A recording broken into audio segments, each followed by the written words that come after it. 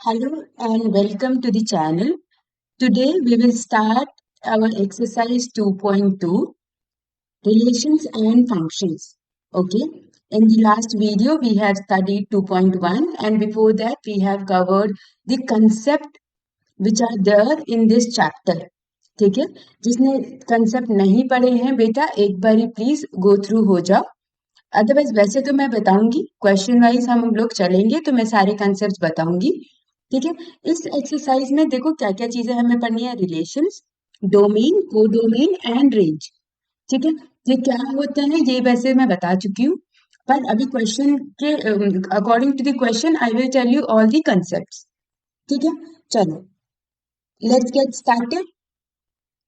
So the first question is, if A is 1, 2, 3 till 14, define a relation R from A to A by, see, R is equals to, ये x, y क्या है बेटा, ordered pair है ना, x, y लिखते हैं. Such that क्या relation है बेटा उनके बीच में, 3x minus Y equals to 0. मतलब ये हमारे पास रिलेशन दे रखा है x और y के बीच में, जहां x और जो y दोनों हैं वो किससे बिलोंग कर रहे हैं बेटा, ए सेट से.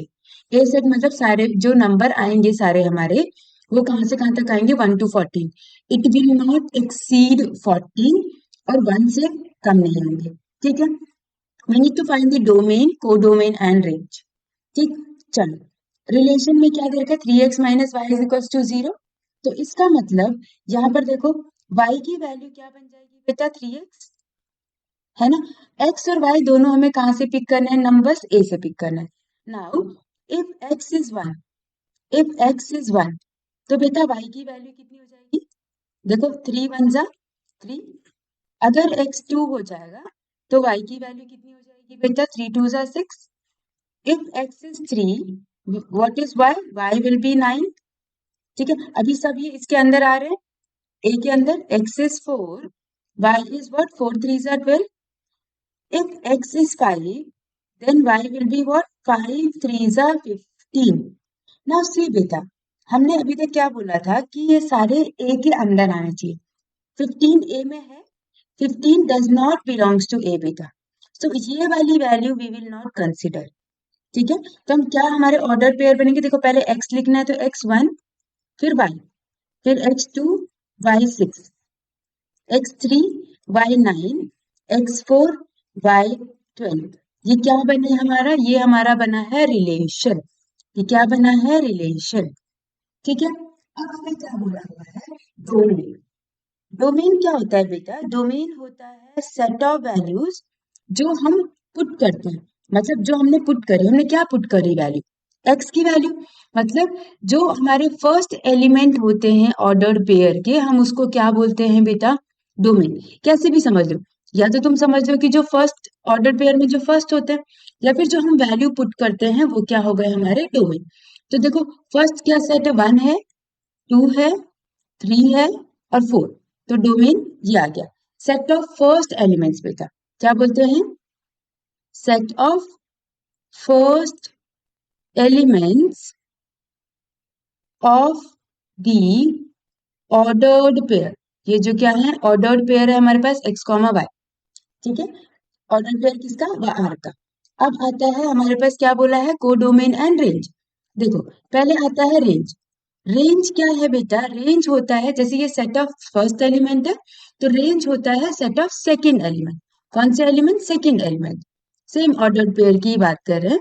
अब देखो सेकंड एलिमेंट्स क्या है इसमें, 3 है, 6 है, 9 है, 12 है. तो क्या बनेगा, 3 6 9 और 12. अब आते हैं बेटा कोडोमेन में.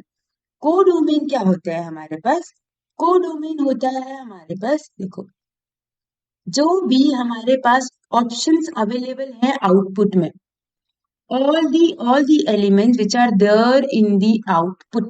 आउटपुट मतलब इमेज में बोल लो चाहे, या सेकंड टर्म. देखो हमारे पास कितनी वैल्यूज थी टोटल, 14 थी ना. तो ये सब क्या बन जाएगी हमारे पास, कोडोमेन. ये क्या बन जाएगी, कोडोमेन. यहाँ तक बात समझ में आ गई, right. Domain first, range second, codomain जितने अवेलेबल हैं ऑप्शन आउटपुट में वो सारे क्या हो जाएंगे, कोडोमेन हो जाएंगे। ठीक है, चलो moving on to the next one. Question number 2, define a relation R on the set N, N मतलब natural number, by R is equals to, now see relation क्या दे रखा है बेटा, y is equals to x plus 5, ये हमें relation दे रखा है x प्लस 5, हमें बोला है x is a natural number less than 4, सिर्फ इतना बोला है कि x is a natural number less than 4, y के लिए कुछ नहीं बोला, y belongs to natural number, x की वैल्यू कितनी होनी चाहिए, नेचुरल नंबर होनी चाहिए और 4 से कम होनी चाहिए। अब देखो मैं x पुट कर रही हूँ x1, तो y कितना हो जाएगा 1 प्लस 5 6, x2 y कितना हो जाएगा 2 प्लस 5 7, x3 y कितना हो जाएगा 3 प्लस 5 8। अब बताओ 4 तो मैं 40 नहीं कर सकती क्योंकि किसने बोला है लेस देन 4, तो क्या क्या बनेगा बेटा मेरे पास रिलेशन, रिलेशन विल बी क्या बनेगा, 8 बनेगा x1 y6 2 7 3 8, इसके अलावा कुछ बनेगा नहीं, राइट, ये क्या हो गया मेरे पास रिलेशन। अब देखो बेटा हमें क्या बोला है, depict the relationship using roster form, हमें रोस्टर फॉर्म में लिखना है, ये रोस्टर फॉर्म में ही है। अब हमें बोला है डोमेन निकालने के लिए, अभी बताया था मैंने डोमेन क्या होता है, डोमेन होता है बेटा क्या बताया था, set of first element in the ordered pair, बताओ कौन से है फर्स्ट एलिमेंट, 1 2 3, तो कौन कौन से हो गए 1 1 2 3, यही तो हो गए हमारे पास, कौन कौन से हो गए 1 2 और 3, इसको मैं प्रॉपरली लिख देती हूँ, क्या हो जाएगा 1 2 एंड 3, है ना। अब रेंज क्या होगा बेटा, रेंज रेंज होगा हमारे पास क्या, सेकंड एलिमेंट 6 7 8। अच्छा अगर कोई पूछता कोडोमेन, इसमें तो नहीं पूछा, कोडोमेन पूछते तो क्या लिखते हैं, जितने ऑप्शंस अवेलेबल है, वाई के लिए कितने ऑप्शंस अवेलेबल है, नेचुरल नंबर, तो ऑल नेचुरल नंबर, ठीक है।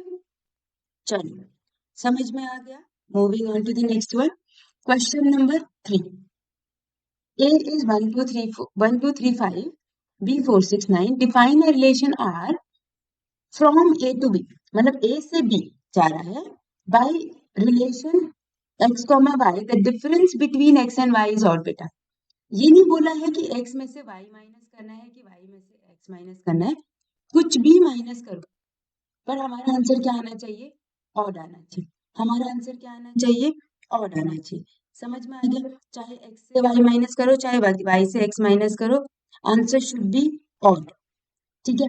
अब देखो x कहाँ से बिलोंग कर रहा है, बोला है a से, y कहाँ से बिलोंग कर रहा है b से, अब पहला a वाला आना चाहिए दूसरा b वाला आना चाहिए, यहाँ से की बात समझ में आ गई, क्वेश्चन पता चल गया कैसे लिखा है।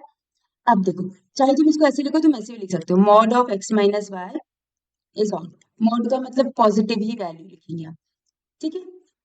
अब अगर मैं, अब देखो ऑड कब आता है, ऑड तब आता है जब एक इवन और एक ऑड हो, तभी आएगा, अगर दोनों इवन होंगे तो ऑड नहीं आता बेटा, दोनों ऑड होंगे तो तब भी ऑड नहीं आता है, एक इवन एक ऑड, तो अगर मैं यहाँ से 1 पिक कर रही हूँ, यहाँ से 1 पिक कर रही हूँ, तो उधर से मुझे 1 ऑड है, उधर से इवन 4, अगर मैं यहाँ से 1 पिक कर रही हूँ, खुद ही देख लो 1 माइनस 4 या 4 माइनस 1 कितना होगा 3, 1 कॉमा 6 6 माइनस 1 कितना हो गया 5, 1 और 9 अगर मैं लूंगी दोनों और तो 1 माइनस 9 मतलब माइनस 8 मतलब 8 बेसिकली, तो वो नहीं कंसिडर करेंगे, समझ में आया।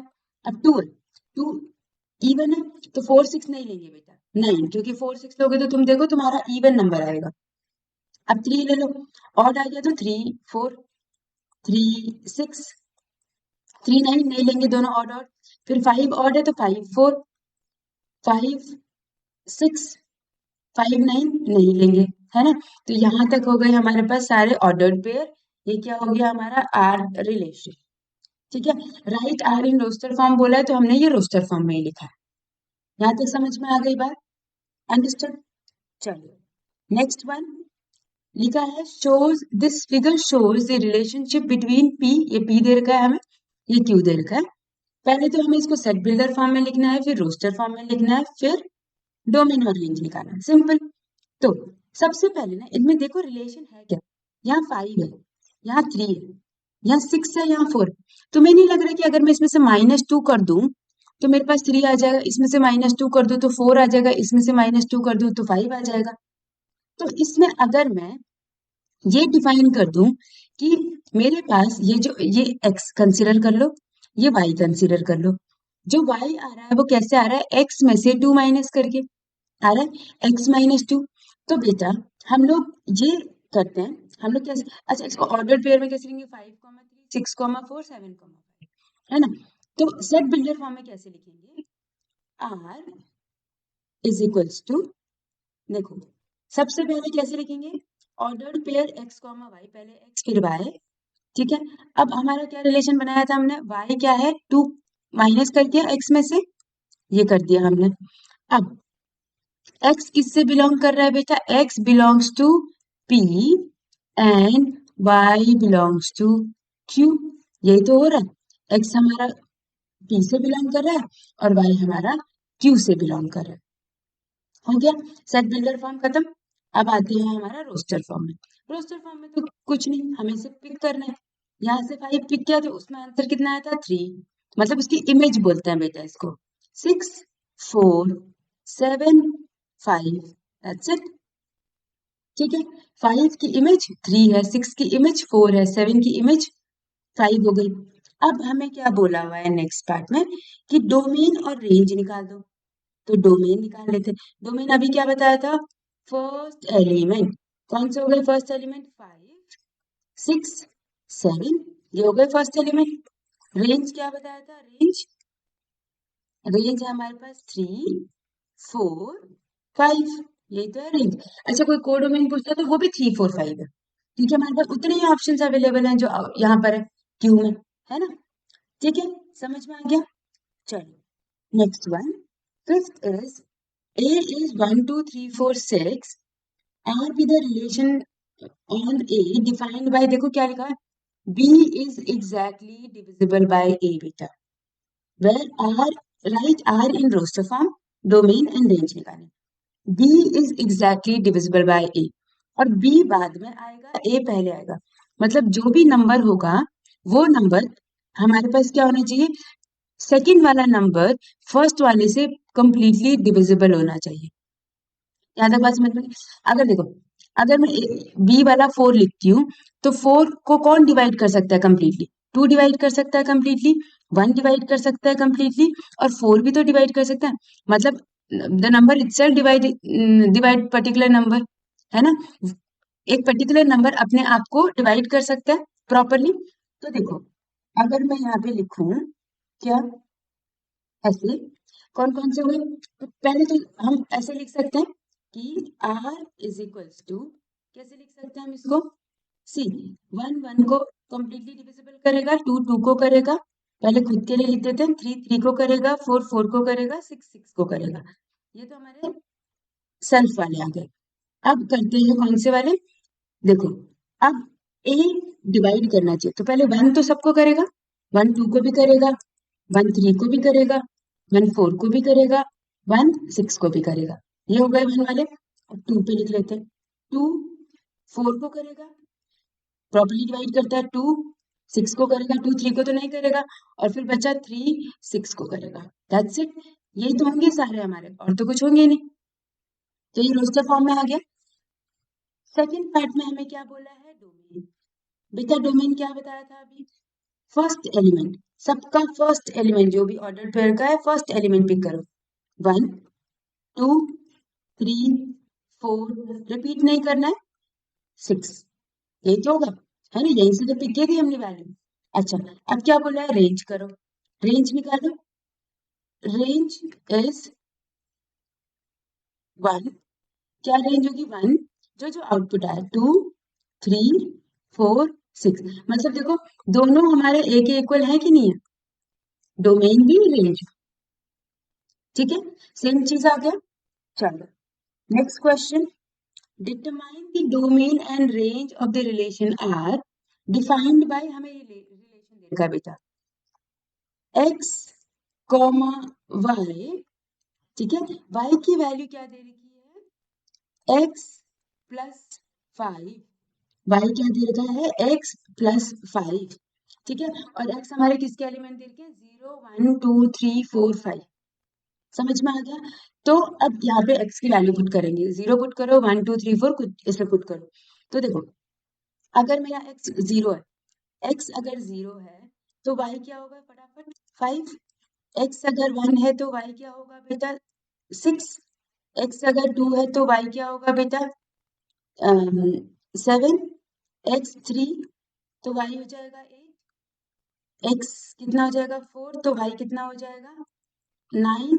x अगर 5 हो जाएगा तो y कितना हो जाएगा 10। हमें बोला है क्या, डोमेन और रेंज निकालने के लिए। तो पहले ऑर्डर्ड पेयर लिख ले। ऑर्डर्ड पेयर वैसे इजी है, हम डायरेक्टली भी लिख सकते हैं डोमेन रेंज, पर लिख देते हैं ordered pair. r is equals to 0 5 1 6 2 7 3 8 4 9 और 5 10।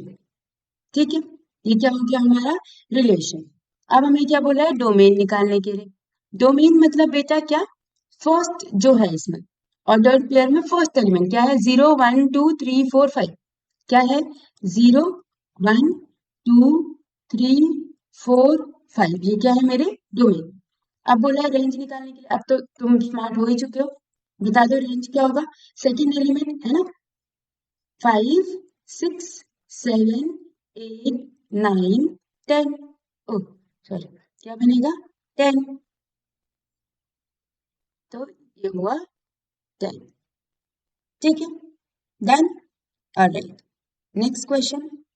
नेक्स्ट क्वेश्चन में हमें बोला है write the relation R x comma x cube. अब समझ में आ गया कि एक्स कॉमा एक्स क्यूब का मतलब ये लिखना चाह रहे थे एक्स कॉमा वाई, और फिर इन्होंने क्या लिखा कि एक्स कॉमा वाई मतलब वाई बेसिकली रिप्रेजेंट किसको कर रहा है, वाई की वैल्यू कितनी है एक्स क्यूब है। ठीक है, मतलब तुम एक्स को कुछ भी ले लो वो क्यूब हो जाएगा। X is a prime number less then 10 बेटा। प्राइम नंबर अगर मेरा एक्स क्या है 1 है, सॉरी प्राइम नंबर ना, तो प्राइम नंबर कहाँ से शुरू होता है 2 से। अगर मेरा एक्स 2 है तो मेरा वाई कितना हो जाएगा बेटा 2 का क्यूब, कितना हो जाएगा 8। If x is what, next prime number क्या है 3, वाई कितना हो जाएगा 3 का क्यूब 27। एक्स अगर मेरे पास कितना है 5, तो वाई 5 का क्यूब कितना होता है 125। और एक्स अगर मेरे पास नेक्स्ट प्राइम नंबर 7, तो 7 का क्यूब कितना होता है बेटा 343। ठीक है, तो हमारे पास ऑर्डर्ड पेयर क्या बन गया, ऑर्डर्ड पेयर फिर से फटाफट रोस्टर फॉर्म में लिखना है। देखो 2 और 8, 3 27 5 125 और क्या लिखा है 7 343। खत्म। आया समझ में, ये क्या है रिलेशन आर। समझ में आ गया, अंडरस्टूड, वेरी इजी राइट, है ना। चलो next question. Let a is equals to xyz, b is equals to 1 2, find the number of relations बेटा। Number of relations, number of relations का फॉर्मूला होता है, देखो n मतलब नंबर ऑफ, तो नंबर ऑफ एलिमेंट a में कितने हैं बेटा 3।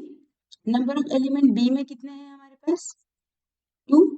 तो number of element relation a to b मतलब a cross b is equals to, अभी तो नंबर ऑफ एलिमेंट्स निकलेंगे। नंबर ऑफ एलिमेंट्स कितने आ गए हमारे पास Na इंटू एन बी, ये हमने लास्ट वीडियो में भी देखा था, कितने हो गए 6। 6 हमारे क्या है नंबर ऑफ एलिमेंट्स है बेटा ए क्रॉस बी में। तो नंबर ऑफ रिलेशंस निकालने के लिए, नंबर ऑफ रिलेशंस निकालने के लिए from A to B, from A to B हमारे पास फॉर्मूला होता है, यहाँ पे लिख रही हूँ 2 रेज टू द पावर, क्या 2 रेज टू द पावर, जो ये नंबर ऑफ एलिमेंट्स आए हैं हमारे पास एन ए क्रॉस बी, ये फॉर्मूला होता है बेटा। ठीक है, तो जो भी जितने भी नंबर ऑफ सबसेट्स है बेसिकली ये कितने क्या है नंबर ऑफ सबसेट्स।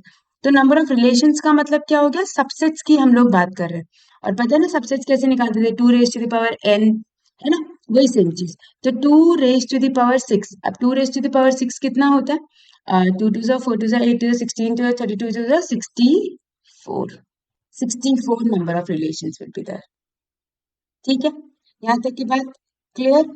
चलो नेक्स्ट वन, लेट R be the relation on Z. Z मतलब क्या हो गया बेटा? Integers defined by R is equals to A, B, where A, B both belongs to integers. हमें रिलेशन देगा कि जो A माइनस B है ना, वो भी इंटीजर होना चाहिए. A माइनस B हमारा क्या होना चाहिए? इंटीजर होना चाहिए. तुम कोई भी इंटीजर लो और उसको माइनस करो और बताओ क्या आएगा. अभी सपोज मैंने 5 लिया और मैंने B लिया 10, तो मेरा आंसर -5 आ रहा है. ये भी तो इंटीजर है, है ना? हम कोई भी इंटीजर लेते हैं, सब्ट्रैक्ट करते हैं, तो we will get integer only. तो हमारा कुछ भी एग्जाम्पल ले लो, तो हमारा जो डोमेन आएगा बेटा, डोमेन में हम कुछ भी इंटीजर पुट कर सकते हैं. ऐसा तो नहीं है कि कुछ बाउंडेशन है, तो कुछ भी इंटीजर पुट कर लो तो सारा आ सकता है. सेम रेंज के लिए भी तो अगर मैं कुछ भी पुट कर सकती हूँ इंटीजर में, तो मेरा रेंज भी तो इंटीजर ही आएगा. क्लोजर प्रॉपर्टी होती है बेटा, इंटीजर मतलब हमारे जो इंटीजर्स होते हैं वो क्लोजर प्रॉपर्टी शो करते हैं, राइट? ठीक है, तो मतलब क्लोजर प्रॉपर्टी का मतलब अगर हम इंटीजर इंटीजर को सब्ट्रैक्ट करेंगे विल गेट इंटीजर ओनली. तो डोमेन भी इंटीजर आएगा, रेंज भी इंटीजर आएगा. अंडरस्टैंड? समझ में आ गया? That's all for today. Alright, thank you so much for watching. Keep learning, keep growing, and keep evolving. And also, please watch all the videos sequentially so that concept अच्छे से build हो जाए. Alright, thank you so much. Bye bye.